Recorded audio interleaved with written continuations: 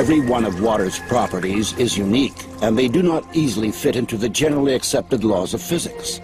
Science has not yet been able to answer the question of why water is the only substance on the planet that can exist in three states: liquid, solid, and gaseous. Why does water have the highest surface tension of all liquids?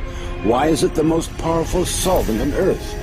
And how, in defiance of the Earth's gravity, is water able to rise through the trunks of gigantic trees against tens of atmospheres of pressure?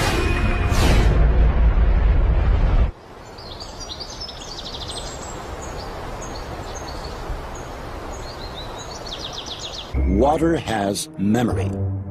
Experiments done in many countries around the world have shown that water receives and makes an imprint of any outside influence, remembering everything that occurs in the space that surrounds it.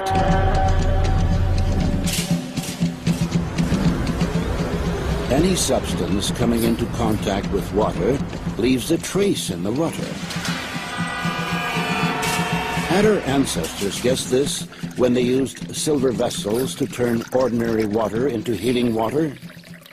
It is today the best antibiotic that is made, as good in Afghanistan and Iraq. The American army uses this water, 1 atom per 100 million, to kill all the germs in a wound. So the President of the United States uses this water to keep infectious bugs from his hand. So I said, how can this water be? As it records information, water acquires new properties, yet its chemical composition remains unchanged. So their theory was the chemical composition of the water is important. Now the sensational news is that that is nonsense. The structure of water is much more important than the chemical composition. The structure of water means how its molecules are organized. We can see how water molecules join together into groups. These are called clusters. Scientists came up with the idea that these clusters work as memory cells of a certain sort, in which water recalls the whole history of its relationship with the world as if on magnetic tape. If you consider a cluster as a group of specific molecules, then it can survive only a short amount of time. But if you consider it as a structure whereby molecules can leave and other molecules come in, the cluster can last effectively for a very long time. The stability of the cluster structures confirmed the hypothesis that water is capable of recording and storing information. It may be the single most malleable computer, which can, it's like a computer memory. It's the memory of information. We must know how it is arranged. It is like the alphabet. If I give you the alphabet, you don't know a word, you don't know a letter, you don't know a sentence. So the molecular structure is the alphabet of water. And you must make a sentence out of water, and you can change the sentence. Depending on age, a human being is 70 to 90% made of water. An adult drinks approximately 2.5 liters of water each day in order to sustain his normal life functions. Another 1.5 liters is absorbed through the skin during bathing or showering.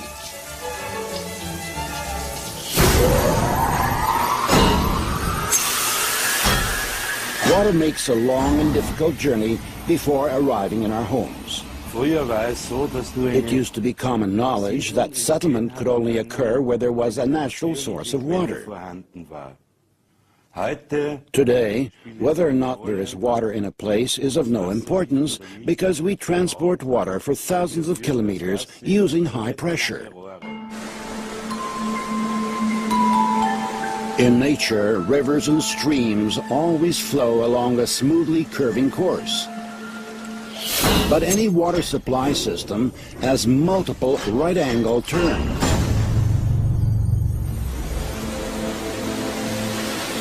The natural structure of the water breaks down more and more with each such turn.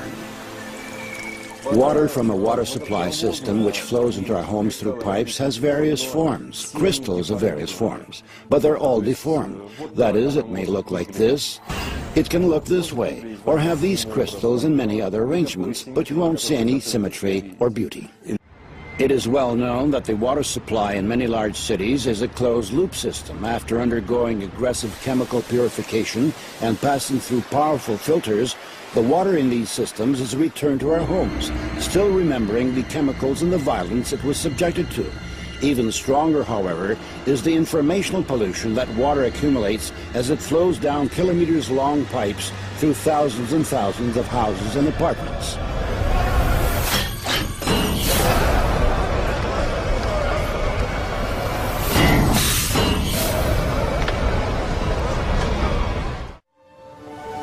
Nowhere in the world is the water the same. Breaking its way to the surface, through minerals and ores, water assimilates the vibrations of the soil and information about its specific biological and energetical features. We tested this absolutely marvelous water, which is sold in large bottles, and the producer puts a label on them which says it's the best water in the world, but it is empty and dead. True, it's pure and it's good, and some minerals have been added, but this is dead water in which there is no energetics and there is no life. Most likely, people do not sense any particular difference between naturally pure and artificially purified water. But any animal will always choose water from a spring, because this water is loaded with natural energies.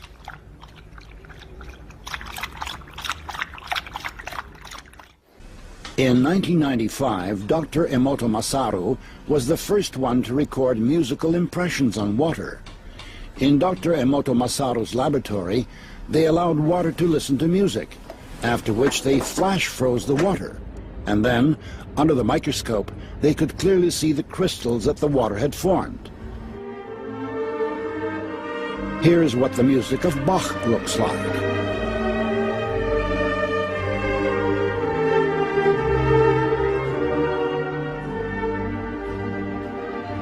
Mozart.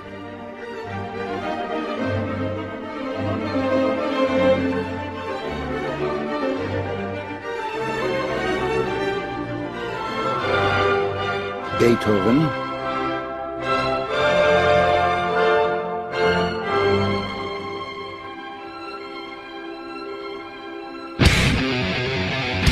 Heavy rock.